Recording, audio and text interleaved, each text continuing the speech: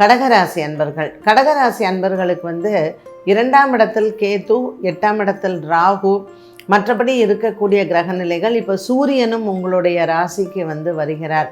So இந்த மாதம் முழுவதும் வந்து பார்த்திங்கன்னா சூரியன் உங்கள் ராசியில் தான் இருப்பார். அண்ட் மற்ற கோச்சார ரீதியாக நமக்கு சனி பகவான் பாக்கியத்தில் இருந்தாலும் கூட சில குடும்ப பிரச்சனைகள் வந்து நிறையாவே இருக்குது. அதனால் நம்மளுடைய வார்த்தைகளே வந்து எல்லாருக்கும் அது தப்பாகப்படும். குடும்ப ஒற்றுமைக்காக இந்த ஆடி மாதத்தில் நாம் சில பரிகாரங்களை மேற்கொள்வது நல்லது. குடும்ப சௌக்கியத்திற்காக கடகராசிக்காரர்கள் ஆடி மாதத்தில் என்னைக்கு போய் வணங்கணும் அப்படின்னு பார்த்தீங்கன்னா, முருகப்பெருமானை ஆடி செவ்வாயிலேயோ அல்லது ஆடி கிருத்திகையிலேயோ முருகன் ஆலய வழிபாடுகள் உங்களுக்கு சிறந்தது. குன்றின் மேல் இருக்கக்கூடிய குமரனை சென்று வழிபாடு செய்வது. இப்போ சென்னையில் இருக்கீங்க அப்படின்னா நீங்கள் வந்து குன்றத்தூர் போய் வழிபாடு செய்யலாம்.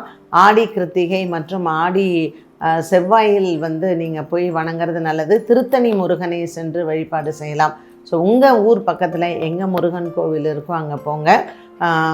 அதே போல் அங்கே வந்து குன்றக்குடி சென்று அங்கே இருக்கக்கூடிய முருகனையும் தரிசனம் செய்தால் உங்களுக்கு இந்த ஆடி மாதத்தில் நல்ல பலன்கள் உண்டு. இந்த முருகப்பெருமானை என்று போய் வழிபாடு செய்யலாம். ஒன்று ஆடி செவ்வாய்க்கிழமை போய் பண்ணுங்கள், இல்லை ஆடி கிருத்திகைக்கு போய் பாருங்கள்.